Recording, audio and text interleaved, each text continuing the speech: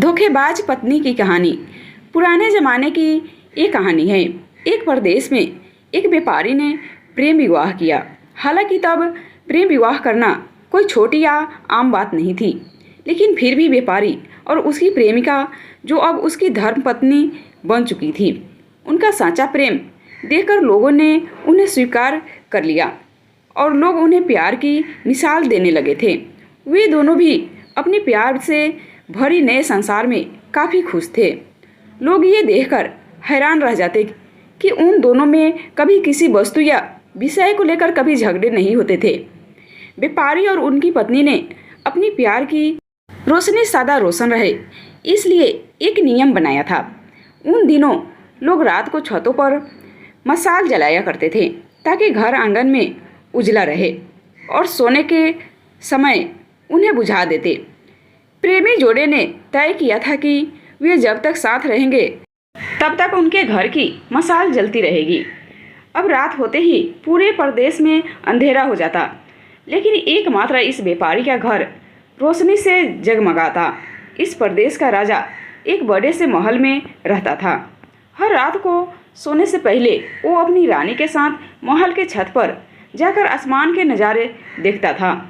एक बार जब राजा अपनी रानी के साथ छत पर चांद सितारे देख रहा था, तब दोनों की नज़र व्यापारी के जगमगाते घर पर पड़ी। राजा और रानी दोनों ही उसके बारे में चर्चा करने लगे। राजा ने कहा, इस प्रेमी जोड़े में पति समझदार है, इसलिए उनका साथ अच्छे से चल रहा है। रानी राजा से सहमत नहीं थी। रानी का कहना था, जरूर पत्नी ही ज़्यादा समझदार होगी और वह पति के और उसके घर वाले के गलतियों को नज़रअंदाज कर देती होगी। इसके बिना उनके परिवार का इतने अच्छे से चलना संभव नहीं है। राजा रानी की चर्चा बहस में और फिर बाद में झगड़े में बदल गई। अंत में राजा ने कहा कि हम क्यों झगड़ा करें, एक काम करते हैं, उनकी परीक्षा लेते हैं और देखते हैं कौन ज़्यादा समझदार है। रानी को भी यह सुझाव पसंद आया। राजा ने उनकी परीक्षा लेने के लिए एक योजना रानी को बताई। अगले दिन योजना के मुताबिक रानी ने व्यापारी के घर एक स्त्री को भेजा। वह स्त्री व्यापारी के पास गई और उससे बोली, मैं तुम्हारे लिए रानी का एक संदेश लेकर आई हूँ। वो स्त्री संकोच करते हुए व्यापारी से बोली कि रानी को तुम बहुत पसंद आ गए हो। अगर तुम अपनी पत्नी को छोड़ दो या उसकी हत्या कर दो, रानी तुमसे शादी करने के लिए तैयार है। महिला की बात सुनकर व्यापारी को गुस्सा आ गया, लेकिन उसने अपने गुस्से पर काबू रखते हुए उस महिला से कहा कि ऐसी 1000 रानियां भी आ जाएगी, तब भी मैं अपनी पत्नी को धोखा नहीं देने वाला। तुम मेरी तरफ से रानी से माफ़ी मांग लेना और कहना ऐसा प्रस्ताव दोबारा ना भेजे। उस स्त्री ने व्यापारी ने जो कहा था वह बात राजा और रानी को जाकर बता दी। व्यापारी का ऐसा जवाब सुनकर राजा खुश हो गया, क्योंकि राजा जैसा सोचता था व्यापारी उतना ही समझदार निकला। अब व्यापारी की पत्नी के परीक्षा की बारी थी। राजा ने एक आदमी को उसके पास भेजा। आदमी ने व्यापारी की पत्नी से कहा, राजा को तुम पसंद आ गई हो। राजा ने कहा है, अगर तुम अपने पति को मार देती हो तो वो तुम्हें अपनी रानी बना लेंगे। आदमी की बातें सुनकर पहले तो व्यापारी की पत्नी कुछ भी नहीं बोली। जब आदमी वहाँ से जाने लगा तब पीछे से व्यापारी की पत्नी ने कहा कि आज रात को जब मशाल बुझ जाएगी तो समझ लेना कि मैंने अपने पति की हत्या कर दी है। राजा के आदमी ने इस घटना का वर्णन राजा और रानी के सामने जाकर किया। राजा को व्यापारी की पत्नी पर काफ़ी गुस्सा आया, लेकिन रानी ने राजा से कहा कि वह सिर्फ ऐसा कह सकती है, कर नहीं सकती। आखिर वह उसकी पत्नी है और प्रेमिका भी। राजा ने तय किया कि व्यापारी को खतरे में नहीं डालना चाहिए, इसलिए राजा ने अपने कुछ सिपाहियों को आदेश देकर उसके घर के पास खड़ा रहने के लिए कहा। राजा ने उनको समझाया कि जैसे ही व्यापारी के घर की मशाल बुझे तो तुरंत उसके घर में घुस जाना और व्यापारी को बचा लेना। रात होते ही राजा और रानी अपने महल के छत पर आकर व्यापारी के घर की तरफ देखने लगे। आधी रात हो गई, लेकिन कुछ भी नहीं हुआ। रानी राजा से कहने लगी देखा, मैं कहती थी ना कि वो सिर्फ कह सकती है, ऐसा कर नहीं सकती। रानी ने यह शब्द कहे ही थे कि राजा ने देखा कि व्यापारी के घर की मशाल बुझ चुकी है। राजा को व्यापारी की चिंता होने लगी।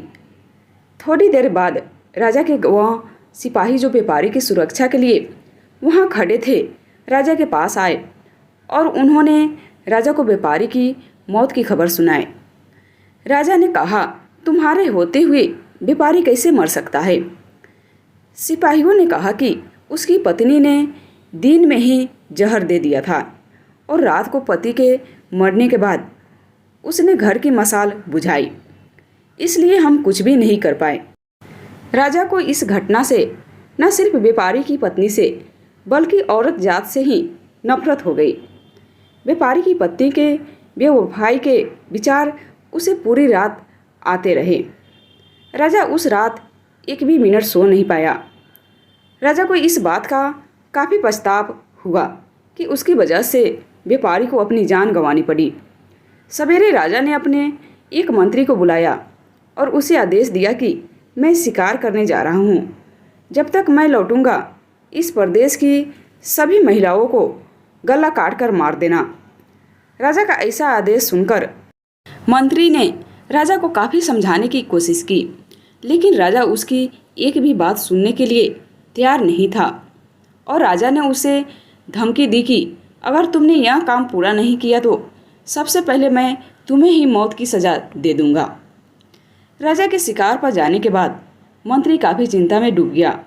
जब मंत्री को कुछ भी नहीं समझ आ रहा था तो मंत्री सीधे अपने पिता के घर गया, जो पहले राजा के पिता के यहाँ मंत्री रह चुका था और काफ़ी समझदार था। मंत्री ने अपने पिता को सारी बात बताई।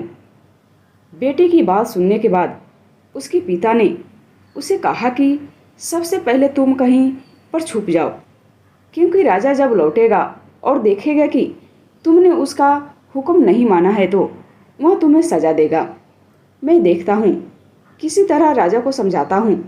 रात को जब राजा लौटा और उसने देखा कि उसके प्रदेश में सभी महिलाएं पहले की तरह ही अपना काम कर रही है, घूम रही है, तो उसे मंत्री पर बहुत गुस्सा आया। हर जगह तलाश करने के बाद जब मंत्री नहीं मिला तो राजा सीधे मंत्री के पिता के घर जा पहुंचा। राजा ने मंत्री के पिता से मंत्री के बारे में पूछा। मंत्री के पिता ने राजा को शांत करने के लिए पानी दिया, बैठने के लिए कहा और बाद में राजा से पूछा कि आप क्यों सभी महिलाओं को मारना चाहते हैं। राजा ने व्यापारी वाली पूरी कहानी मंत्री के पिता को बताई। मंत्री के पिता ने राजा से कहा कि आपने जो फैसला किया है मैं उसे सही या गलत नहीं बता रहा हूँ, लेकिन मैं जो एक छोटी सी कहानी बता रहा हूँ जो मैं जब मंत्री था तब मेरे साथ घटित हुई है, वह मैं आपको सुनाता हूँ। उसे सुनने के बाद आप जो फैसला करेंगे वह हम सब मान लेंगे। मंत्री के पिता ने कहा, एक दिन मैं जंगल से गुजर रहा था। अचानक एक नकाबपोश घोड़े पर सवार होकर आया और मुझे बंदी बनाकर घसीटते हुए कब्रिस्तान लेकर गया। वह मुझे एक कब्र के पास लेकर आया। वहाँ पर पहले से एक कब्र खुदी हुई थी और एक सरकटा आदमी उस कब्र में था। उस नकाबपोश ने मुझे उस कब्र में मिट्टी डालने के लिए कहा। जब मैंने कब्र को पूरी तरह मिट्टी से ढक दिया तब उसने मुझे बाजू में एक और कब्र खोदने के लिए कहा। मुझे लगा यह दूसरी कब्र मेरे लिए ही खोदी जा रही है। कब्र पूरी तरह तैयार होने के बाद उस नकाबपोश ने अपने चेहरे से नकाब हटाया तो मैं देखकर चौंक गया, क्योंकि वह एक बहुत ही सुंदर महिला थी। उसने मुझे कहा कि तुम डरो मत, यह कब्र तुम्हारे लिए नहीं है, बल्कि यह कब्र मेरे खुद के लिए है।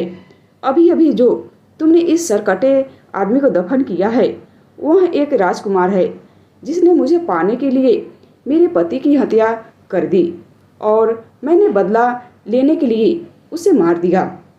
मैं अपने पति से बहुत ज़्यादा प्यार करती हूँ, इसलिए मैं इस जन्म में जिंदा नहीं रहना चाहती और उनके कब्र के बाजू में मरकर दफन होना चाहती हूँ, ताकि अगले जन्म में फिर से उनसे मिल सकूँ।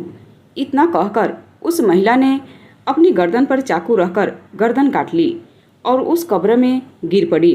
मेरे पास कोई दूसरा उपाय नहीं था, क्योंकि मुझे पता चल चुका था कि वह मुझे सिर्फ अपने आप को कब्र में दफन करने के लिए वहाँ तक लेकर गई थी।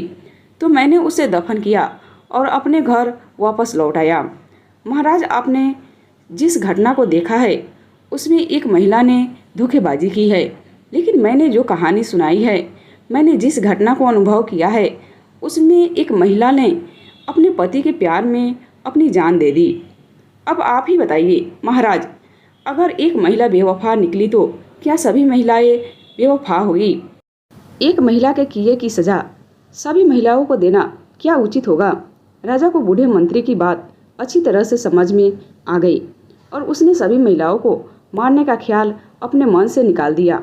आशा करती हूँ कि आपको यह कहानी पसंद आई होगी। पसंद आई होगी तो लाइक, शेयर एंड सब्सक्राइब जरूर करें और आपको इससे क्या सीख मिली हमें कमेंट में ज़रूर बताएं।